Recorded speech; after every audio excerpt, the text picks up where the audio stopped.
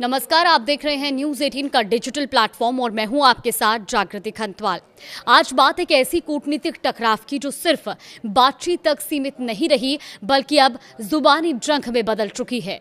America और Iran के बीच पाकिस्तान की राजधानी इस्लामाबाद में शांति वार्ता का पहला दौर पूरा हुआ, लेकिन नतीजा क्या निकला? उम्मीद या और ज्यादा तनाव? क्योंकि करीब 4 घंटे की शुरुआती बैठक और फिर 21 घंटे की मैराथन बातचीत जिसमें 3 देश शामिल रहे। मेजबानी पाकिस्तान ने की, लेकिन अंत में जो सामने आया उसने शांति की उम्मीदों को बड़ा झटका दिया है। इस बातचीत का आखिर मकसद क्या था? 3 बड़े मुद्दे टेबल पर थे। पहला, पश्चिम एशिया में सीजफायर को मजबूत करना, दूसरा, लेबनान में चल रहे युद्ध को रोकना और तीसरा, दुनिया के सबसे अहम समुद्री रास्तों में से एक स्ट्रेट ऑफ होर्मुज में जहाजों की सुरक्षित आवाजाही सुनिश्चित करना।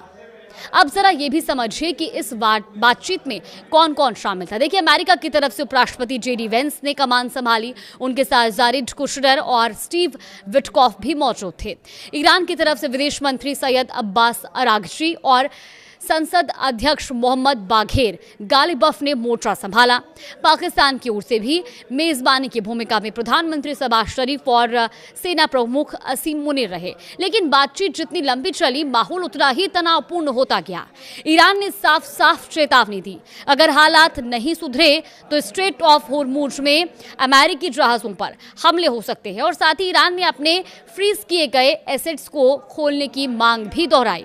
दूसरी तरफ अमेरिका का रुख भी उतना ही सख्त रहा। राष्ट्रपति डोनाल्ड ट्रंप ने साफ कहा, होर्मुज एक अंतर्राष्ट्रीय रास्ता है और वहां जहाजों की आवाजाही को रोक नहीं सकते हैं।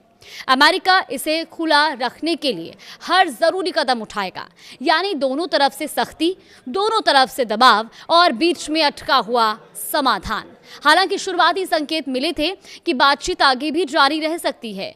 पाकिस्तान ने भी उम्मीद जताई थी कि ये पहल स्थायी शांति की दिशा में रास्ता खोलेगी, लेकिन कहानी यही खत्म नहीं होती। 21 घंटे की लंबी बातचीत के बाद तस्वीर पूरी तरह बदल गई। अमेरिकी उपराष्ट्रपति जेडी वेंस इस्लामाबाद से वापस लौट चुके हैं और उनके लौटते ही ईरान के सुर पूरी तरह से बदल गए हैं। ईरानी मीडिया ने अमेरिका पर बड़ा आरोप भी लगाया है। ईरान का कहना है कि अमेरिका शांति चाहता ही नहीं बल्कि वो बातचीत से पीछे हटने के लिए बहाना ढूंढ रहा था।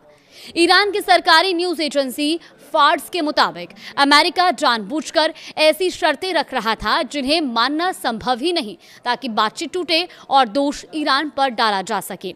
यानी अब मामला सिर्फ असहमति का नहीं, भरोसे के संकट का बन चुका है।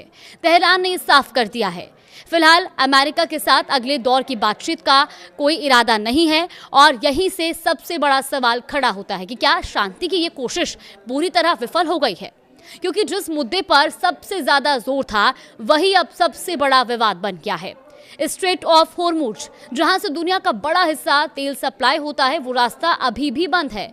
अमेरिका उसे खुलवाना चाहता है, लेकिन ईरान का साफ कहना है कि बिना उसकी मर्जी के ये रास्ता नहीं खुलेगा। और यही वजह है कि 21 घंटे की मत्थापच्ची के बाद भी अमेरिका खाली हाथ लौटता नजर आया। जिस जीत की उम्मीद थी वो अब कूटनीतिक असफलता में बदलती दिख रही है और नतीजा तनाव कम होने के बजाय अब पहले से कई ज्यादा बढ़ चुका है। तो सवाल यही है कि क्या आगे बातचीत का कोई रास्ता बचेगा या फिर ये टकराव और गहराएगा? फिलहाल हालात यही संकेत दे रहे हैं कि शांति की राह आसान नहीं होने वाली है। आगे भी अगर इस पर कुछ अपडेट आएगा तो जरूर आप तक साझा करेंगे। फिलहाल के लिए शुक्रिया।